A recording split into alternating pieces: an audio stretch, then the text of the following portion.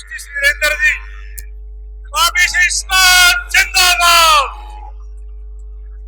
OBC समाज जिंदाबाद, हमारे नेता जिंदाबाद।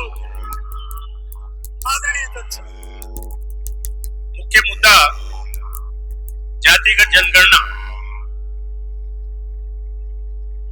ये भारतवर्ष में इस वक्त दक्षिण से लेकर उत्तर तक पूरे भारत में जातिगत जनगणना का कराए जाने का एक महत्वपूर्ण मुहिम है और इसकी सार्थकता हम सभी पिछड़े समाज के लोगों के लिए है।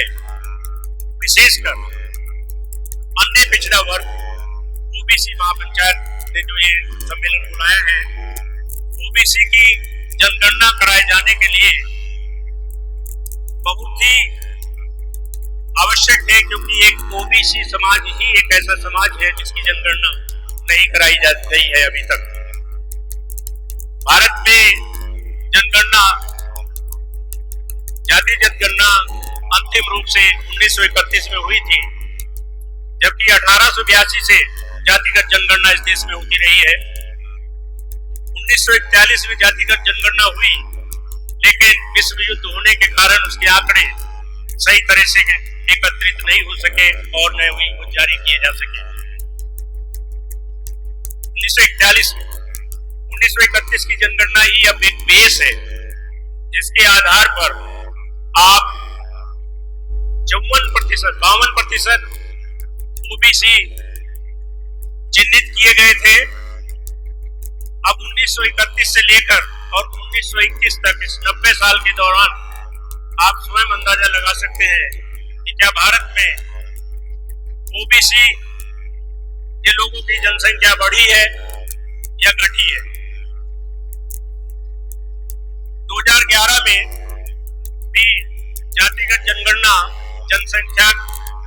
के अनुसार के समय तो नहीं कराई गई, लेकिन बाद में भारत सरकार ने कई हजार करोड़ रुपया खर्च करने के बाद एक जातिगत जनगणना कराई, लेकिन जानबूझकर उसके आंकड़े प्रस्तुत नहीं किए गए। आप अंदाजा लगा सकते हैं कि वो आंकड़े क्यों प्रस्तुत नहीं किए गए। सबसे पहले आप सोच लीजिए, वो नहीं चाहते कि आप लोगों को ये पता लगे कि आपकी संख्या कितनी है और आपकी संख्या से आपकी कितनी बड़ी शक्ति बनती है। यदि ये शक्ति एक साथ खड़ी हो जाए और अपने अधिकारों की मांग करे, तो कोई सूरत नहीं है कि भारत में जाति जनगणना न कराई जाए और भारत में जाति अनुसार उसका अधिकार न दिया जाए। संख्यात्मक, जिसकी जितनी संख्या भारी उसकी इतनी हिस्सेदारी के आधार पर संख्यात्मक भागीदारी सुनिश्चित किया जाने के लिए जातिगत जनगणना अति आवश्यक है। अन्यथा जब 52% ओबीसी को 1931 की जनगणना के अनुसार केवल 27% आरक्षण दिया गया है, जो कि 52% कम से कम होना चाहिए था। और इसका कारण क्या है? 1960-61 के दशक में मैसूर हाईकोर्ट से मैसूर राज्य के एक मामले में एक निर्णय हो गया। 5 जजेस की बेंच ने कह दिया कि आरक्षण 50% से ज्यादा नहीं होना चाहिए, और उसी के आधार पर आज तक 50% से ज्यादा आरक्षण न दिए जाने की बात को लेकर ही ओबीसी को 27% आरक्षण दिया जा रहा है। शेड्यूल कास्ट और शेड्यूल ट्राइब्स के लिए उनकी जाति जनसंख्या के अनुसार आरक्षण मिलता है, लेकिन ओबीसी को 50% की सीमा का बहाना बनाकर 27%, 52% के आंकड़े के अगेंस्ट केवल 27% दिया जा रहा है। जबकि हमारी ये मांग है कि 27% की बजाय जाति जनगणना कराकर आप जितनी जाति जिसकी है उसके अनुसार उसका आरक्षण दे दीजिए। ये सब झंझट ही खत्म हो जाएगा। जिस प्रकार से SC ST को दिया जाता है, इसी प्रकार से हर जाति को उसकी जाति के अनुरूप आरक्षण मिलना चाहिए। इसी विचार को लेकर हम जातिगत जनगणना की बाबत आप लोगों को जागृत करना चाहते हैं और इस जागृत करने के पीछे सबसे बड़ी चीजें दो बातें आपको ध्यान रखनी है कि हम आपस में लड़े नहीं, एकत्रित होकर एक मांग को उठाएं। जब हम सबकी मांग एक ही है तो हम सब एक क्यों नहीं हो सकते। हमको अपनी एक मांग को रखने के लिए जाति अनुसार हमारा अधिकार हमें मिले, इस मांग को मांगने के लिए हम सबको इकट्ठे होकर एकत्रित होकर इस मांग को उठाना चाहिए। और इसका सबसे बड़ा जो पहला हमारी मांग है वो जातिगत जनगणना है, ताकि हम सभी को ये पता लग जाए कि हमारी जाति कितनी है और हमारा अधिकार कितना है। उसके बाद स्वतः ही जो 50% का कैप लगाकर सुप्रीम कोर्ट और विधायिका की ओर से एक कार्यपालिका की ओर से भी एक बहाना ले लिया जाता है कि सुप्रीम कोर्ट का जजमेंट है, उससे ज्यादा नहीं दिया जा सकता है। जो जजमेंट 1961 वाला मैंने बताया, उसके बाद एक जजमेंट और आ चुका है और उस जजमेंट में ये कहीं नहीं कहा गया है, उसमें यहाँ तक कहा गया है कि आरक्षण की सीमा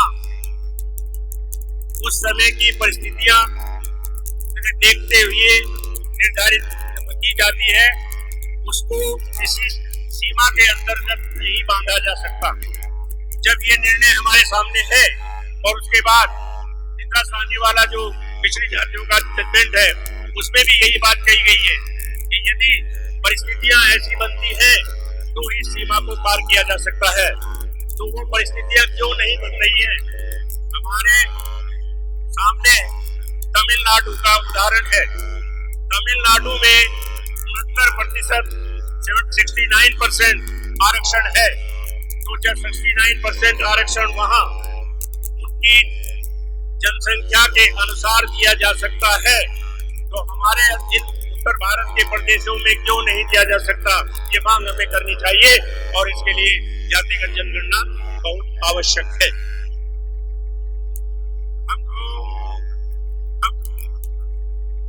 हमको चाहिए कि हम अंधविश्वासों से दूर होकर और अपनी आपसी कलह से ऊपर उठकर इकट्ठे हो जाएं, एक ऐसे समाज का निर्माण करें जो सबके अधिकारों को बराबरी के रूप पर देखने का एक ही चश्मा लगाए। अलग अलग कोई चश्मा न हो कि भाई उसको इतना दे दिया गया, उसको इतना दे दिया गया, कोई ऐसी कहने की बात नहीं आए।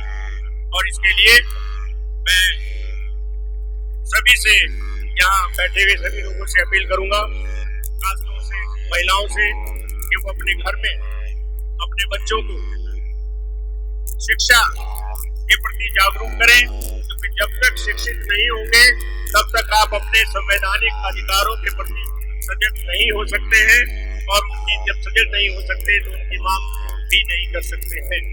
इसलिए विशेष रूप से शिक्षा का जो प्रचार प्रसार है वो ग्रामीण इलाकों से लेकर, यानी कि प्राइमरी स्कूल से लेकर और हायर स्टडी तक हमारे बच्चे पढ़कर वहां तक पहुंचे। जब तक हमारे बच्चे निर्णायक पदों पर नहीं पहुंचेंगे तब तक हमारे साथ यही अत्याचार होता रहेगा जो हो रहा है कि हमारी जितनी जनसंख्या है उसके अनुसार भी हमें अब हमारा अधिकार नहीं दिया जा रहा है। इसलिए सबको एकत्रित होकर यह मांग करनी चाहिए।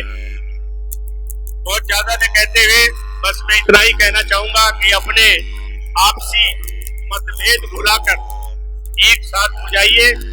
शिक्षा के साथ साथ वोट के अधिकार को समझिए। जब तक वोट के अधिकार को आप नहीं समझेंगे, जब तक एकत्रित होकर अपनी बात कहने वाले लोगों को आप वोट देकर विधायिका में नहीं पहुंचाएंगे, तब तक आपकी बात सुनने के लिए, आपकी बात मानने के लिए कोई किसी प्रकार का फोरम आपको नहीं मिल पाएगा। आज की स्थिति ये है कि यदि आपकी बात आपके चुने हुए प्रतिनिधि आपके बीच कहते हैं कि उठाएंगे, लेकिन विधायिका चाहे वो विधानसभा हो और चाहे संसद हो, वहां जाकर वो उस बात को नहीं उठाते हैं। इसलिए इस बात का ध्यान रखना होगा कि हमें ऐसे ही अपने जनप्रतिनिधि चुनने चाहिए जो हमारी जातिगत जनसंख्या के अनुसार हमारे अधिकारों को देने के लिए हमारी लड़ाई लड़ सके। धन्यवाद।